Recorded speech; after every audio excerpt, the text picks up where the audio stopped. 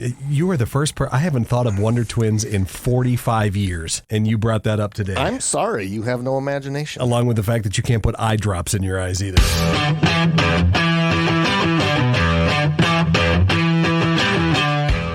Hallo Zusammen. You've been waiting for that one. I have been so long. That's hello everybody in German. Hallo Zusammen. Oh my God. Welcome to Whiskey at Work. I will admit that I did not like being in your chair last week. Why? It's fun Because over I'm here. not good at it. Well, I don't know. I listened to most of the little of the podcast that you guys did last week, and it was fine. I got a little sidetracked in my head, and then I had to come back, and then I was trying to get Justin to shut up so we could take a break. That I don't know if we ever did. No, you not. can't. That's the thing with Justin from the Windsor block is you're not going to get him to be quiet. So Yeah. you got to control the room there a little bit. Yeah, but you guys look like you had fun. We did have fun. You had a bunch of Weller in there, and you saved me a pour of the Weller LaRue. William LaRue Weller that I'm not going to try today because I'm all stuffed up and I can't taste anything.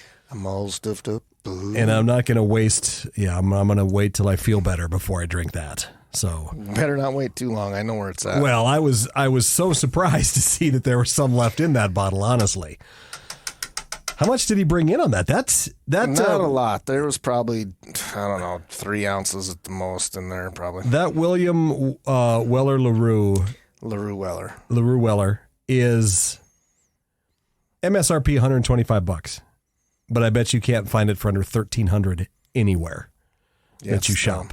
Plus, when the Weller 12 is way better. The Weller 12 is great. I love the Wellers. I love all the Wellers. I'm glad you guys saved me a little pour of that. I appreciate that. Thank you. You're welcome. Thank you for doing that. So, how It was are totally things? my No, it wasn't your idea at all. You would have finished it if it had been your idea. No, I went back to the 12. He went back and had another little pour of the Weller. It's so delicious if you ever get a chance to get your hands on it. Okay, coming up today on the podcast, we all we're pretty. I think we're pretty well aware that the country of Germany makes probably some of the best beer in the world. That's what they're known for. If you've ever had a legitimate German beer, which there are hundreds, if not thousands, all of them, if you're a beer drinker, is delicious, right? They've perfected that craft over there. Well, I think it's the simplicity of it for most. I mean, it's like water. 4 ingredients, and that's it. But what they can do with those 4 ingredients, good God. Yeah, they have mastered that. So I wanted to see if they're any good at whiskey. So that's going to be coming up. Judging by the smell, I have the answer to that. No, you don't. I do. I can smell just enough. It's kind of interesting when you've got like either a head cold or really bad allergies because it filters out that alcohol right away. So all you get is kind of the flavors of the whiskey. I don't smell any alcohol in there. I'm getting... You don't get that was one thing I noticed about this, and again, we'll get into it down the line. Is there isn't a lot of that. This isn't a pour where right away you got to worry about letting it sit for minutes to let the alcohol burn off. No, that is definitely right. true. It's gone right away. Okay, so we're going to talk about this because I took a little trip over the past couple of weeks and brought some of this back. But we'll get to that here in just a few minutes. I want to do some whiskey news before we move on to that. Fine. Wyoming whiskey is coming out. We ran into a buddy on Friday night, and he was about half mad that we haven't had one of these in a while. And I was like, well, I just put one out today, and Houston did one from Germany. He's like, I'm having jonesing for another whiskey at work. Somebody actually said that? Schulte. Oh, good job, Mark Schulte. That makes me happy. Apparently, he needs to listen to us at least one Does day. he? No. I don't know. Poor fella. Well, he answered right back and forth to Sturgis. So. Oh, all right. So, and it's perfect for that. It's like, what, a 30-minute? Yeah, it's just about perfect. Right in the sweet spot. Wyoming Whiskey has announced its 2024 of the Outrider Straight American Whiskey. Oh, which is coming out. I think we liked that. We did like it. They first started it in 2016. Oh, this is the dude that didn't want to make a rye, so he didn't make. That's the right. one. This was how Outrider came about. Yeah. Bastard. It was their first use of rye along with their corn and malted barley. In one of our past episodes, we explained the story behind it, which was pretty interesting. So you can go back and find that and listen to it if you want to. Also, I thought this was really interesting because you like Angel's Envy, don't you? Yeah, moderately. It's not like you. Do you have a bottle of it at home? I do not have a bottle at home. They are releasing its first unfinished whiskey. I'll get there. I know you were about to ask a question. Hang on. Right. Let me get to the part where I can maybe answer the question. The whiskey. You paused like did. you wanted me to, which I know is rare since you don't want me to talk ever. I do. I want you to talk. You did have that but pause. You're just like prettier over there when you just sit and drink, Rob. Oh, okay. You do like me. The whiskey, as is compliant with the Bottled and Bond Act of 1897, is bottled at 50% ABV. In the spring of 2018, barrels were filled at a lower entry proof of 103 and placed in a cool, humid warehouse. There, the proof dropped, and 27 of these low-proof barrels were blended with 2 high-proof barrels from the same season. That's how they came up with this unfinished whiskey. It's cask strength, bottled and bond. It's exclusively available in the downtown Louisville distillery starting this Friday. So it's the June 14th. It's aged for nearly 6 years, and it's got a $55 price point, 12,000 bottles available. So it's part of it was bottle. What? Did you want me to read that to you again? Well, slower this time? Yeah, maybe. Okay. The whiskey,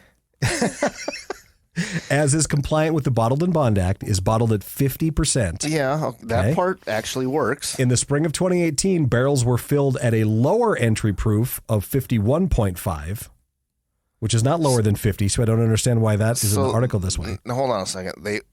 They were barreled at? Yes. I thought it had to be like 120 or 140 when it went in the barrel. Then they were placed in that warehouse. And there, once the proof dropped, and they took those low proof barrels and then blended them with the high proof barrels from the same season to get it up to where they needed it to be. I still don't know why they refer to it, though, as an unfinished whiskey. It just seems like a blend of a lower proof and a higher proof. So it's not a bourbon. It can't be, right? It can't be if... Not if it went into the barrel at 103 proof. Right, exactly. So maybe that's where the unfinished term of it comes from. But it's aged for nearly 6 years. Well, I understood that part. I was still trying to do never mind. I'm just... I didn't deep dive into this a lot. I just thought it was interesting that they're doing something like this. So, anyway. But to me, finishing means that they put them in a different barrel to finish, right? Right. So, are you saying that all of Angel's Envy is generally finished in a second barrel? We're going to move on, Rob, because I don't know the answer to that question. Well, your research guy sucks. God dang, does he? That was terrible. That was just terrible. That was a terrible story to bring to this podcast. I didn't have any answers to the questions. For a guy that knows... Not a lot, but a little. I have questions still. I do too now, honestly. I read this all wrong. I read this story completely wrong, apparently. Because none of this makes any sense to me. Do you want me to read it to you? Here we go again, okay? It's bottled at 50%. Yes. That's 100 proof. Okay. To be bottled in bond, it has to be in the bottle at 100 proof. And in the spring of 2018, barrels were filled at a lower entry proof of, they say a lower entry proof of 103. That's not lower than 100. Well, but it's a lower entry proof than most bourbon has to go. I mean, I assume most whiskey, for that matter, goes into the barrel at higher than 103. I thought it was like 140. Am I making one? I mean, I hate this whole story. I hate the whole thing. I know, and you're the one that wanted to go back to it. And I did want to go. Well, now because you have me doubting a bunch of things that I thought I understood about it, now I don't. So never mind. I'll just cut this whole thing out of the podcast. I don't even care at this point. It's just dumb. Anyway. Let's see. This is weird. What we're drinking right now? Yes. Why do you think it's weird? I don't know. Want to get to it quite yet. I know. But weird how? Good, bad? I don't know. What? It's not weird, good, weird, bad. It's just weird. It just tastes. It's not my. I don't know. It's weird. I don't know. God dang it! It's as good as your Angel's Envy story. Boy, no kidding. That's probably the best analogy you could give, Rob. The whiskey that you are drinking right now is as hard to pin down and explain as this Angel's Envy story. And there's going to be people listening that probably are just screaming at, well, this is what it means. Yeah, I know. I don't get it. Anyway, okay, what time is it? What is it? We're about 9.5 minutes into this episode right now, and it's already one that you can completely throw away. Hey, Sorry, Mark. We meant to be better when we came back. Do you do cocktails at home very much? I have been drinking a lot of bourbon and lemonade, to be honest. That's not really a cocktail. I know. Well, I mean, cocktails like have 3 or more ingredients. If it's more than 2 ingredients, it's a pain in the butt. Okay. And do you still make old fashions at home?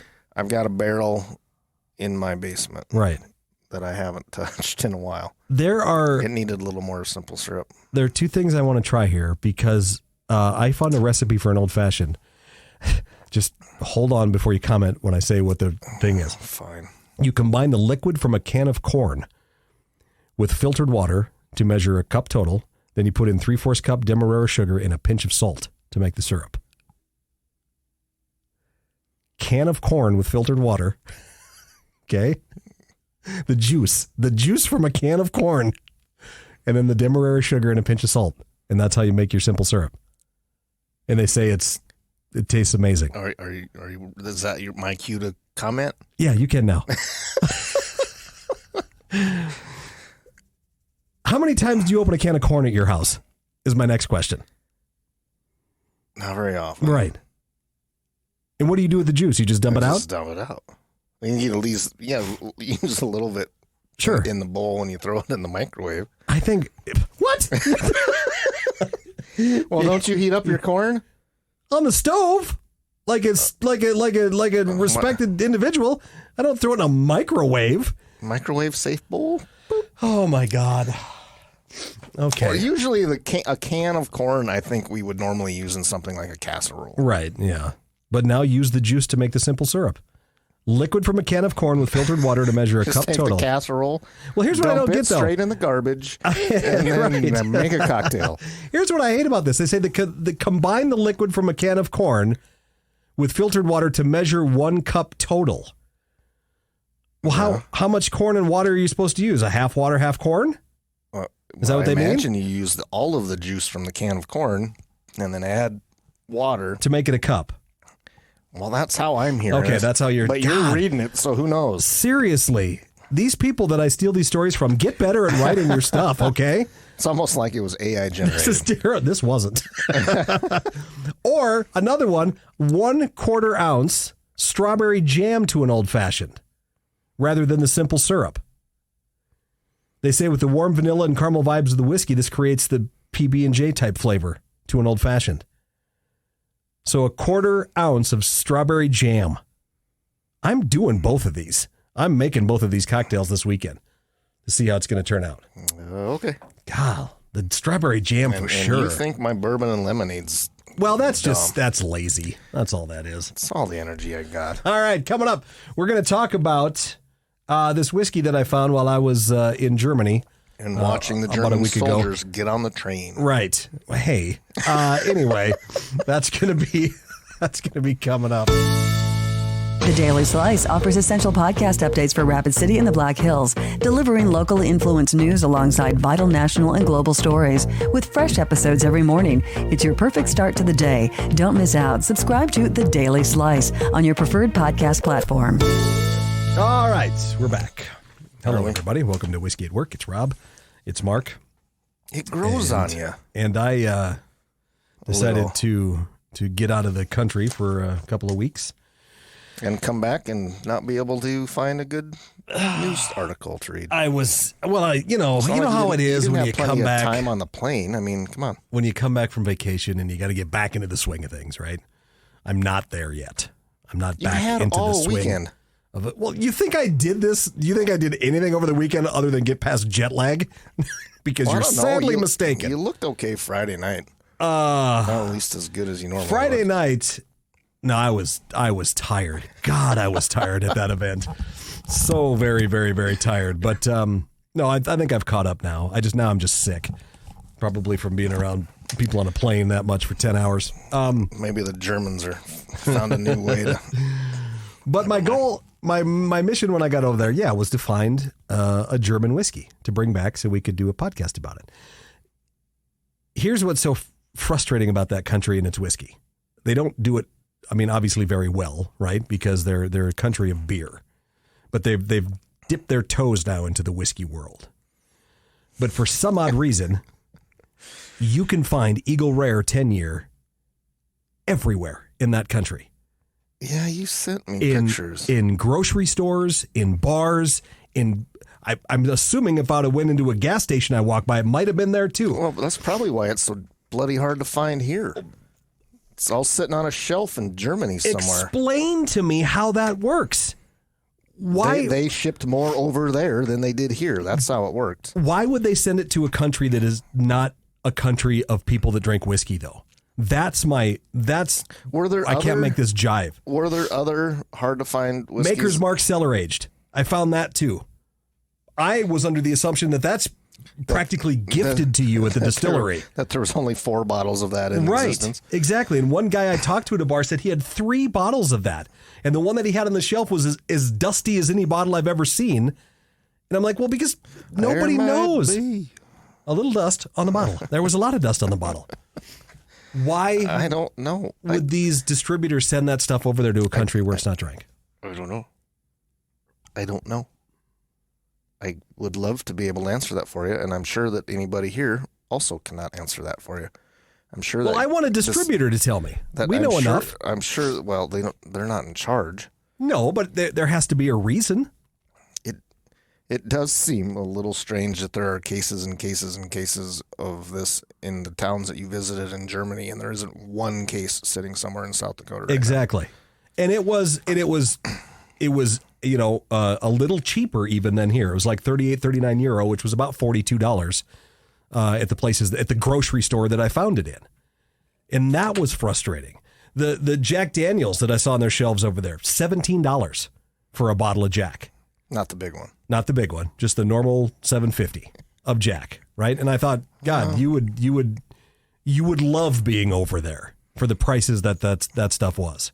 Maybe I should move to Germany. Maybe you should start a bourbon club, and sure, why not? Turn the Germans on to the German bourbon. German bourbon, there's something there, Rob. Yeah. I think you got something. One of the whiskeys. I'm gonna have to revisit freshman German. The only phrase I could use really well over there. Du bist ein Schweinhund. It was more ich habe kein Geld, which means I don't have any money. That's what I used quite a bit. The thing is why when would you go to Germany and not have any money?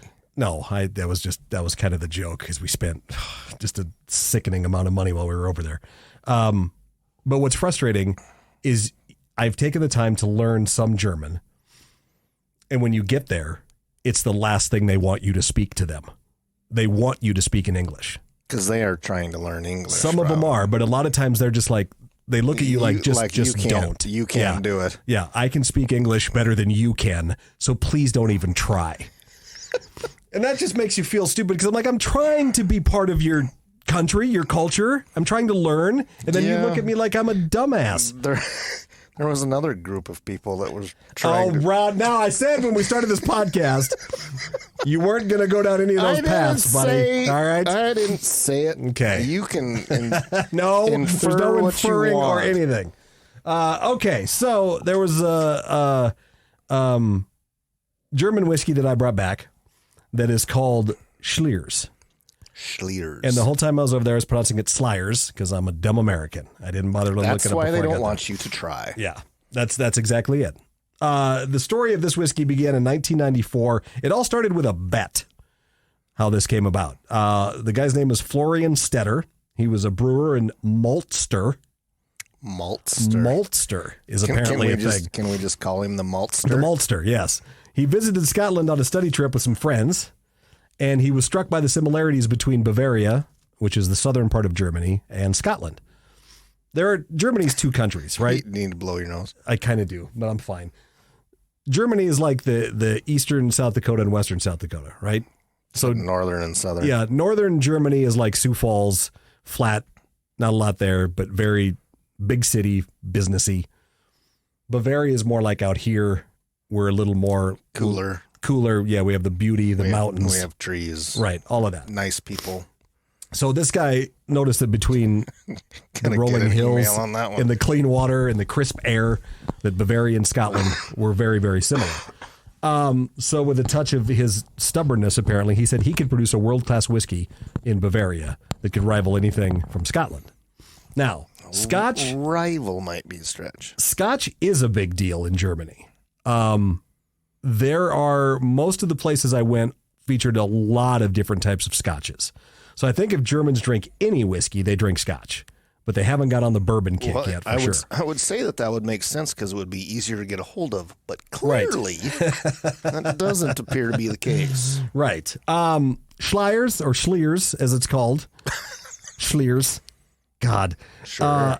It goes back to 779 AD when 5 Irish and Scottish monks founded a monastery in the Schliersee region of Germany. So this German dude's been making German whiskey since 1779. No, 1994. Did you not hear that part earlier? Well, so how did you get back to 1779? Is that where Slyrs 779 AD is the Schliersee region. That's what it's named after. The Slyrs distillery opened in 1999. The first batch, which it is aged in American oak barrels, had a limited release for 100,000 bottles. Is it a first use barrel or a... No, I'm sure it's a second run.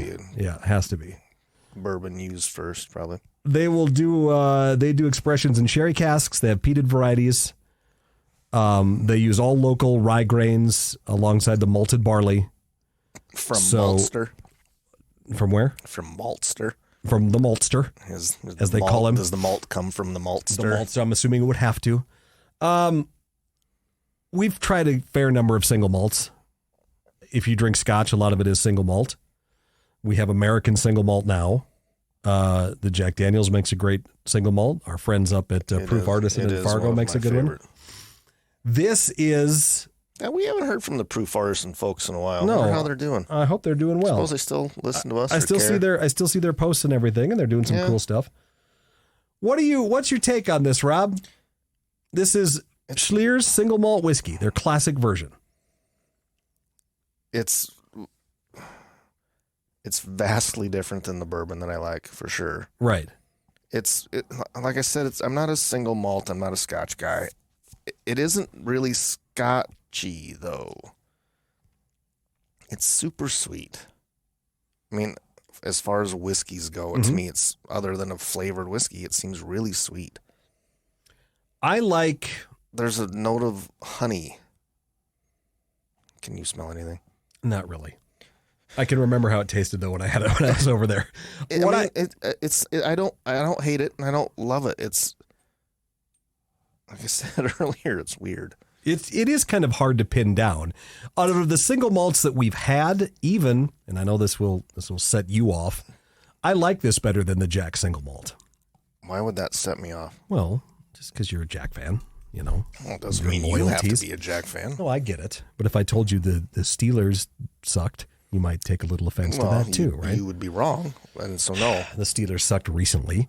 Anyway, I like this. I like it a lot. I would put it easily in my top 3 or even 2 of single malt whiskeys that I've ever had.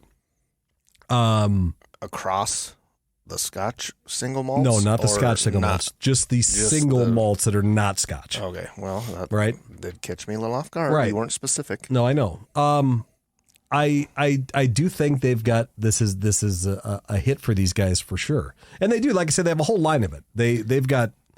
There must have been on one place we went to 6 or 7 bottles of different versions of it, from 10-year-old to 12-year-old to the peated to the sherry to the. Yeah, but didn't you say this was even hard to find in a store? It was. It was so weird. I would go in and ask, and they'd give you the look like, okay, stupid American. Well, I don't know if we have this. It's made like an hour and a half down from here. How do you not have this? And they wouldn't. I don't know. It was strange. It was totally strange. But then I found a bottle, again, in a grocery store next to about 72 bottles of Eagle Rare 10. And if I would have had 4 more pieces of luggage, I just would have bought all of the Eagle Rare and brought it back.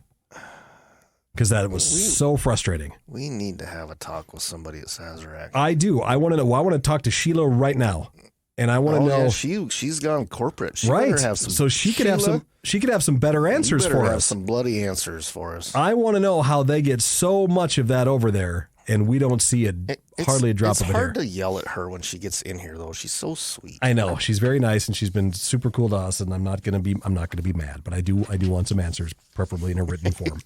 So anyway, So you can refer to it again. yes, and exactly. Bring it up as Exhibit A. But I'm excited to have some people that I know listen to this podcast give this a try, that know a little more about this. Of course, Gabe, I want to bring in on this. Dan, I'd love to have take a taste. I'd like to see what Justin thinks about it too. People that are really kind of into, that know just a little bit more. And obviously, if you ever want to get a taste of this and you do listen, just leave a comment on our Facebook page. And, we make sure you can get a taste of this, because you're not going to find it in the States anywhere. Or in most places in Germany. No, don't even bother asking for it in a bar, because it'll be really hard to find. But while you're looking, pick up all the Eagle Rare you can. It's I really like it. Again, I know, Rob, I knew it really wasn't going to be your thing, because you're not a Scotch guy, and it's enough Scotch adjacent where you can get that. You get the gist. It's there. Mm-hmm. And I don't know. It's not bad. Like I said, I don't hate it. But at the same time, it wouldn't be one that I would go, oh yeah, I can't wait to get home and pour some of that. Sit by the fire and try. And see, and I would with this, because that spice that's in it is not rye spicy, but it's Christmassy spicy. It's cinnamon and clove and some of those flavors that I pull out of this more than the rye spice, which I don't like the rye spice. But this, maybe we should sit down and have this up against the Jack single. Let's put it up against it. That would be fun. Let's bring in some people that have more knowledge about it and do kind of a blind tasting and see what happens. But it's Slyrs single malt whiskey, their classic version. It's right around the distillery's right around Munich. It's about an hour southeast of Munich, I believe. So if you find yourself over in Germany, again, you're going to search hard for it, unless you just go right to the distillery to get a taste. But all right, do you remember your German lessons? How you say goodbye, Rob? Auf Wiedersehen. Yeah, that's the formal version of it, I suppose. Well, I don't know these people. I don't know. You would just say tschüss. Tschüss? Tschüss. That's bye. Tschüss. Bye. Tschüss is anything I ever learned. No, Auf Wiedersehen is if you're more formal and. Du bist ein Schweinhund. Auf Wiedersehen. Why are you calling me a swine? Because that's swine the way, dog. That's the way they. That's all you remember from your German classes? Oh, we got such a kick out of it. Who did you when we were talking about this, you called one of the owners of this company and said, what did you say? If they would remember, what German phrase would they remember the most? And you said, I bet he'll say this. Ich habe keine Ahnung. That's exactly what he said. I have no idea. It was great. All right, everybody. Thanks for listening.